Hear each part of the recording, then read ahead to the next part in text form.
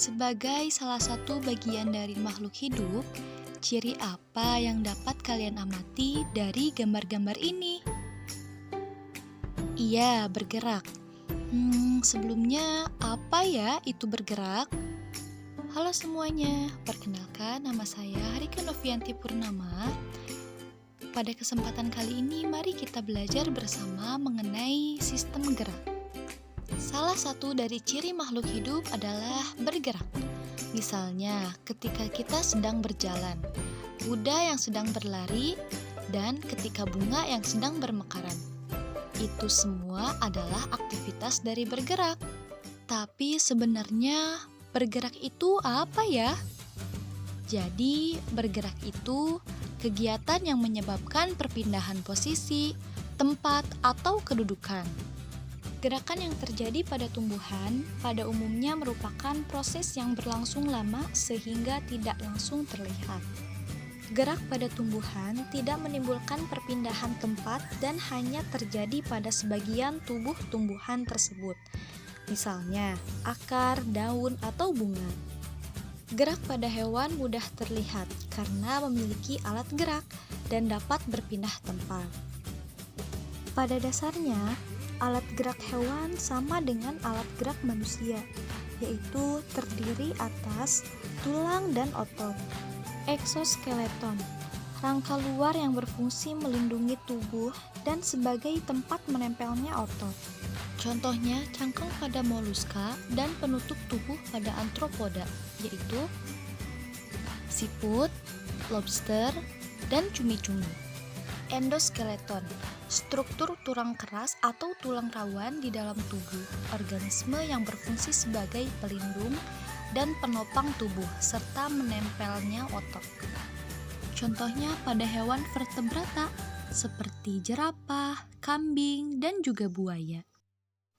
Ekoskeleton dan endoskeleton dimiliki oleh hewan seperti kura-kura dan penyu. Ekoskeleton pada kura-kura dan penyu berupa cangkang yang menutup bagian punggung yang disebut karapas dan bagian perut yang disebut plastron. Sistem gerak manusia. Tahukah kamu, kita mempunyai sistem gerak yang dapat menggerakkan tubuh loh. Sistem gerak manusia yang terdiri atas tulang dan otot. Lalu, apa ya tulang dan otot itu? Bagaimana cara tulang dan otot menggerakkan tubuh kita? Dan bagaimana juga jika ada tulang atau otot yang rusak? Apakah terganggu pada sistem gerak? Nah, mari kita belajar mengenai sistem gerak pada manusia. Oke, kita bahas tulang. Tulang merupakan alat gerak pasif karena tidak dapat bergerak tanpa bantuan otot. Berdasarkan jenisnya, ada dua macam tulang, yaitu tulang rawan atau kartilago dan tulang keras atau osteon. Oke, selanjutnya kita membahas tulang rawan hialin. Tulang rawan hialin itu berbentuk tulang rawan, mempunyai matriks homogen, halus, dan transparan, terletak pada cincin trakea, kuping, hidung, persendian, serta antara tulang rusuk dan tulang dada.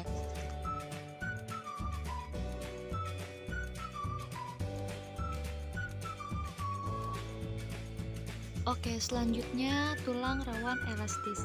Tulang rawan elastis bersifat lentur. Matriks mengandung serat yang elastis, bercabang-cabang, serta terletak pada epiglotis dan bagian luar telinga. Oke, selanjutnya yaitu tulang rawan fibrosa. Tulang rawan fibrosa ini bersifat kurang lentur. Matriks mengandung serat kolagen tidak lentur, serta terletak pada antara ruas tulang belakang. Oke, selanjutnya tulang keras. Yang pertama, di dalam saluran Havertz terdapat pembuluh darah penyuplai zat makanan bagi sel tulang keras. Yang kedua, tiap sel tulang keras dihubungkan dengan sel keras lain dan saluran Havertz melalui kanakuli. Yang ketiga, Saluran Havers, lingkaran sel, dan lingkaran matriks tulang keras membentuk sistem Havers. Yang keempat, di dalam tulang keras terdapat sumsum tulang yang berisi sumsum kuning atau berfungsi untuk penimbun lemak. Untuk sumsum merah, tempat pembuatan sel darah merah. Selanjutnya, pembentukan dan perusakan tulang keras diatur oleh adanya kalsium, fosfat, vitamin D, hormon kalsiotin, dan hormon paratiroid. Oke, selanjutnya, berdasarkan sifat matriksnya, tulang dibedakan menjadi dua, yaitu tulang kompak. Tulang kompak ini berisikan matriks padat dan rapat, contohnya lapisan luar tulang pipa. Dan yang kedua, tulang spons, matriks berongga. Contohnya tulang pipih dan tulang pendek. Oke, kita lanjut dengan tulang pipa. Tulang pipa berbentuk tabung dan umumnya berongga. Tulang pipa terbagi menjadi 3 bagian, yaitu diapifise, epifise, dan cakra epifise. Diapifise bagian tengah terdiri atas tulang kompak. Di dalamnya terdapat rongga sumsum tulang belakang. Epifise kedua ujung terdiri atas tulang spons. Dan yang terakhir, cakra epifise antara epifise dan diafise. Contohnya, tulang paha, betis, kering, hasta, dan pengumpil.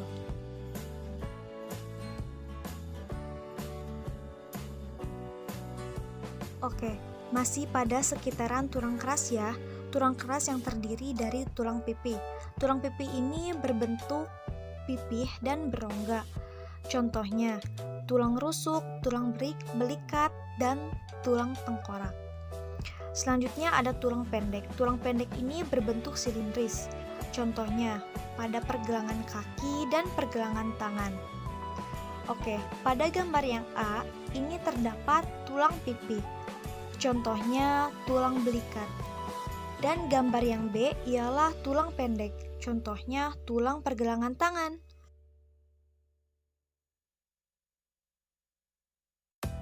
Oke, selanjutnya tulang tak beraturan. Tulang tak beraturan ini berbentuk tidak beraturan. Contohnya, pada wajah dan tulang belakang. Baik, selanjutnya pembentukan tulang. Pembentukan tulang pada yang pertama yaitu proses perubahan tulang rawan menjadi tulang keras disebut osifikasi. Yang kedua, pembentukan tulang dimulai setelah terbentuknya tulang rawan. Yang ketiga, di dalam tulang rawan terdapat rongga berisi osteoblas. Yang keempat, osteoblas membentuk osteosit konsentris. Osteosit mensekresikan protein yang akan menjadi matriks tulang keras. Matriks terisi kalsium dan fosfat, sehingga matriks tulang mengeras. Oke, selanjutnya susunan rangka tubuh manusia. Sebelumnya, apa ya fungsi rangka tubuh manusia itu? Oke, kita bahas. Fungsi rangka tubuh manusia itu yang pertama, untuk memberi bentuk tubuh. Yang kedua, untuk menegakkan tubuh. Yang ketiga, tempat melekatnya otot. Yang keempat, tempat menyimpan mineral. Dan yang terakhir, tempat menyimpan energi. Lalu, terdiri dari apa ya rangka manusia itu? Oke, kita bahas. Rangka manusia terdiri dari rangka aksial atau sumbu tubuh. Dan yang kedua, rangka apendikular atau anggota tubuh.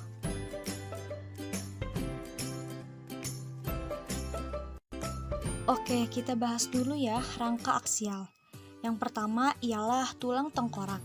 Tulang tengkorak ini terdiri atas tulang tempurung kepala, tulang wajah, dan juga telinga.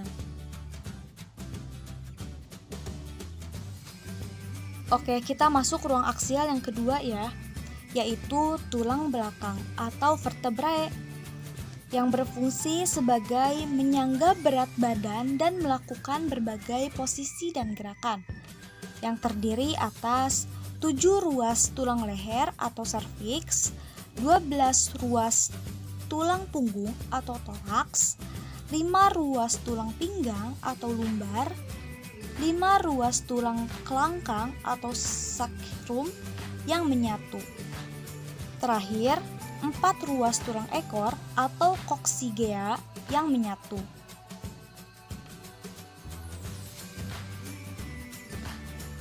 Oke, kita masuk ke rangka yang ketiga, yaitu tulang dada atau sternum dan rusuk atau costae. Bersama-sama menjadi pelindung organ di dada atau paru-paru dan jantung. Yang pertama, tulang dada atau sternum dan rusuk atau costae yang terdiri atas yang pertama, bagian hulu atau manubrium ialah melekat tulang selangka. Yang kedua, bagian badan atau gladiolus, yaitu melekat rusuk sejati. Dan yang ketiga, taju pedang atau xifoid. Oke, selanjutnya tulang rusuk yang terdiri atas 7 pasang rusuk sejati atau costae vera, 3 pasang tulang rusuk palsu atau costae spuria. Terakhir, 2 pasang tulang rusuk melayang atau costae fluctuantes.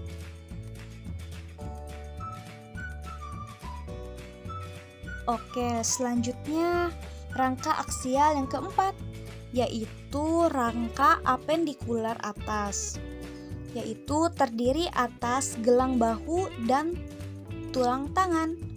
Yang kedua, tulang bahu atau pectoral girdle terdiri atas 2 buah tulang selangka atau clavicula. Yang kedua, buah tulang belikat atau scapula. Dan yang terakhir, tulang tangan yang terdiri atas 2 buah tulang lengan atas atau humerus, 2 buah tulang hasta atau ulna, 2 buah tulang pengumpil atau radius, 16 buah tulang pergelangan tangan atau karpal, 10 buah tulang telapak tangan atau metakarpal. Dan yang terakhir, 28 buah tulang jari tangan atau falanges. Oke, selanjutnya kita masuk ke rangka aksial yang kelima, yaitu rangka apendikular bawah, yang terdiri atas gelang panggul dan tulang kaki. Gelang panggul atau pelvic girdle terdiri atas 2 buah tulang usus atau ilium. Yang kedua, 1 buah tulang kemaluan atau pubis. Dan yang terakhir ialah 2 buah tulang duduk atau isium. Oke, selanjutnya kita masuk ke contoh soal ya. Tuliskan 4 fungsi rangka tubuh manusia. Oke, jawabannya 4 fungsi rangka yaitu memberi bentuk tubuh, melindungi organ dalam tubuh, menegakkan tubuh, dan tepat melekatnya otot.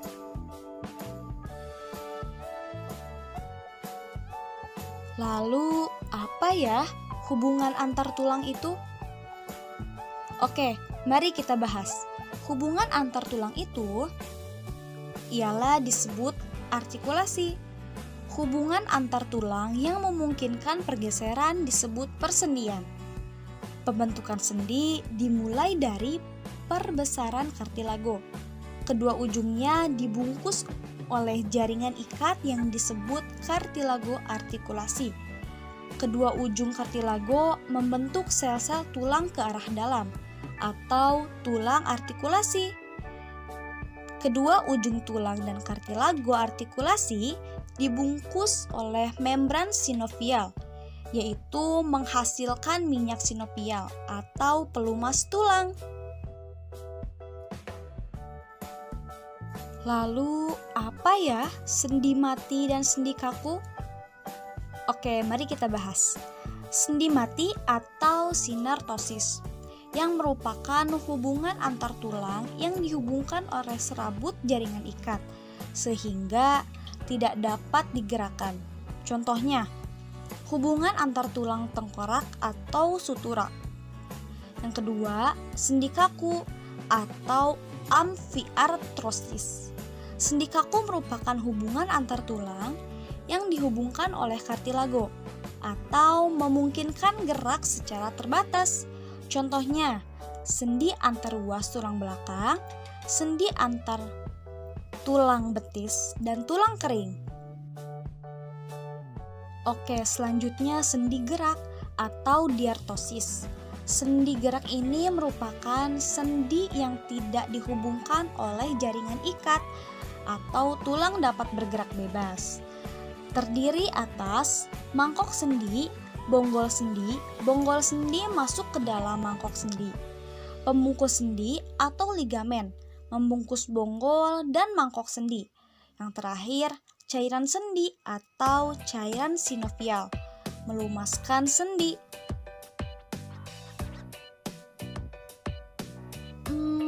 Jika sendi gerak itu ada berapa macam ya? Oke, kita bahas pada sendi gerak. Sendi gerak atau diartosis. Sendi gerak ada 4 macam, yaitu sendi engsel, sendi peluru, sendi pelana, dan juga sendi putar. Lalu, apa sih sendi engsel itu? Dan contohnya sendi engsel itu seperti apa ya? Oke, kita bahas sekarang ya. Sendi engsel. Sendi engsel sendi yang salah satunya tulangnya hanya dapat digerakkan kepada satu arah. Contohnya, lutut, siku, dan ruas antar jari. Oke, selanjutnya sendi peluru. Sendi yang memungkinkan terjadinya gerakan ke segala arah. Kedua ujung tulang berbentuk mangkok dan bonggol. Contohnya, sendi antara gelang bahu dan tulang lengan atas, serta antara tulang paha dan gelang panggul.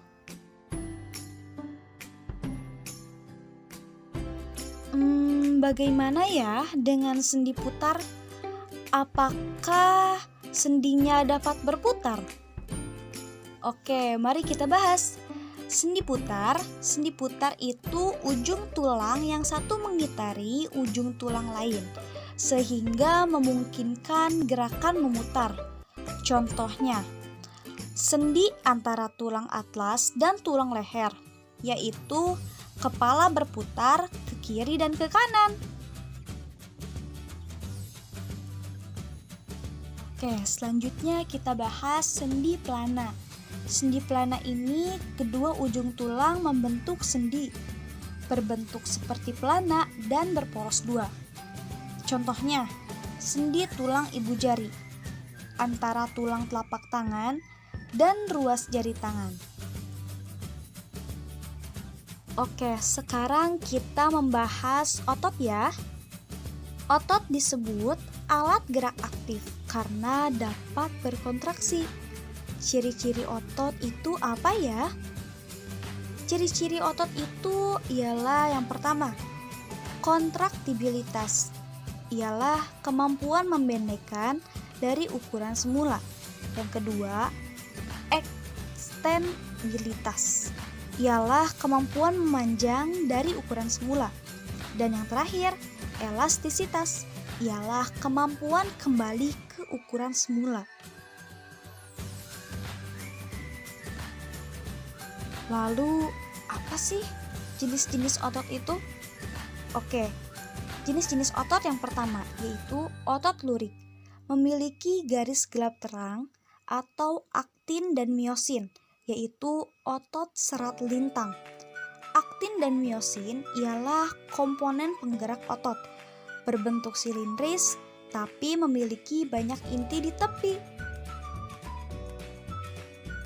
Oke, yang kedua yaitu otot lurik. Kerja otot lurik dikenali oleh otak. Otot rangka memiliki bagian yaitu tendon. Tendon ialah dua ujung liat. Dan empal ialah bagian tengah yang membesar. Tendon melekat pada tulang diam atau disebut juga dengan origo. Tendon yang melekat pada tulang yang dapat bergerak disebut insersio. Jika otot berkontraksi, maka empal akan memendek, membesar, dan mengeras membuat tulang kerangkat. Baik, selanjutnya otot polos. Otot polos itu berintis satu, berbentuk gelendong dengan kedua ujung meruncing, bekerja secara tidak sadar atau otonom, lambat, tidak cepat lelah. Contohnya, organ-organ dalam tubuh ialah pencernaan, kelamin, ekskresi, dan pembuluh darah.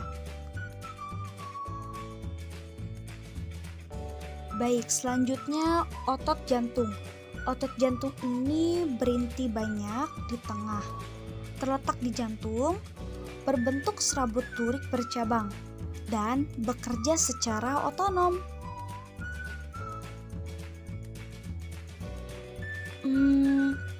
Sebelumnya apa sih sifat kerja otot itu?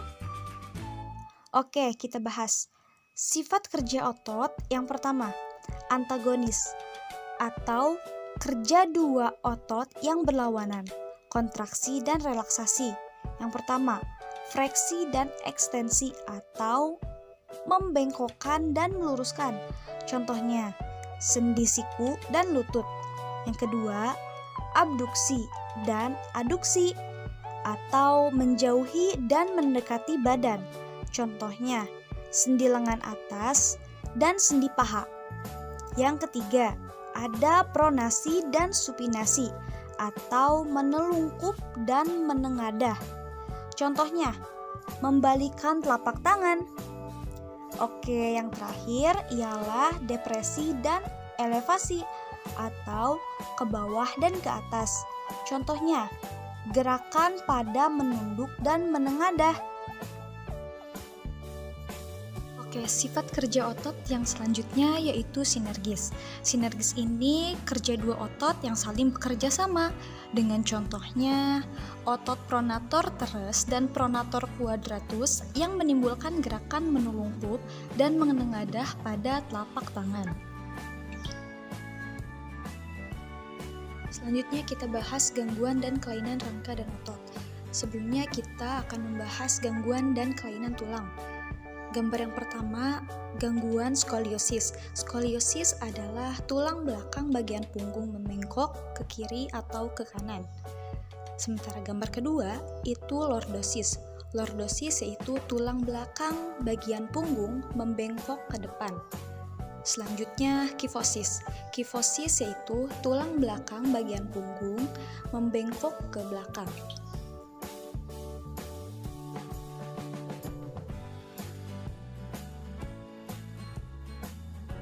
Oke, selanjutnya ke gangguan dan kelainan tulang. Gambar yang pertama yaitu fraktura. Fraktura itu adalah patah tulang. Dan yang kedua ada osteoporosis. Osteoporosis itu tulang menjadi rapuh karena berkurangnya jumlah kalsium dan mineral dalam tulang. Biasa terjadi pada lansia. Dan selanjutnya adalah rakitis. Rakitis adalah penyakit yang disebabkan oleh kekurangan vitamin D dan kalsium. Pembentukan tulang tidak sempurna. Kejadian penyakit ini ditandai dengan kaki membengkok berbentuk O atau X.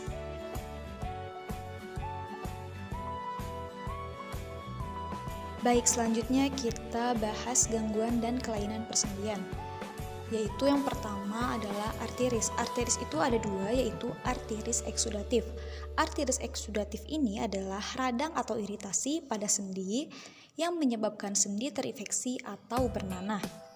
Selanjutnya, arteris sika. Arteris sika ini radang sendi yang menyebabkan cairan sendi menjadi kering karena kehilangan cairan sinovial. Selanjutnya ada dislokasi. Dislokasi ini adalah bergesernya sendi dari kedudukan semula karena jaringan ligamennya sobek. Selanjutnya ialah terkilir. Terkilir kalian pasti sudah tahu kan ya? Terkilir itu adalah tertariknya ligamen ke posisi yang tidak sesuai, tetapi sendi tidak bergeser. Dan yang terakhir adalah ankilosis. Ankilosis ini adalah persendian seolah-olah menyatu sehingga tidak dapat digerakkan.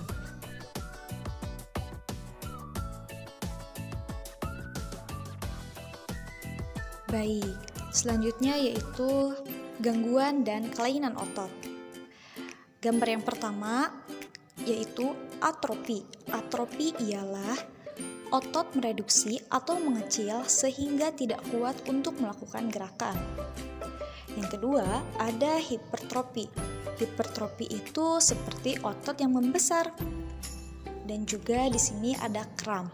Kram kalian pasti sudah tahu kan ya? Kram itu adalah kejang otot yang disebabkan oleh cuaca dingin atau aktivitas otot terlalu berat. Selanjutnya, tetanus. Tetanus ini adalah penyakit yang disebabkan oleh Clostridium tetani. Gejalanya otot terus-menerus berkontraksi. Dan yang terakhir ada miastenia gravis, yaitu otot melemah secara bertahap sehingga menyebabkan kelumpuhan, bahkan kematian. Setelah selesai menyimak video ini, selesaikan soal yang ditampilkan dan kumpulkan hasilnya di Google Classroom ya. Ini tugas wajib kalian yang harus kalian kerjakan hari ini. Silahkan kalian jeda video ini untuk menulis soal atau kalian dapat men-screenshot soal-soal yang ditampilkan. Oke, selamat mengerjakan.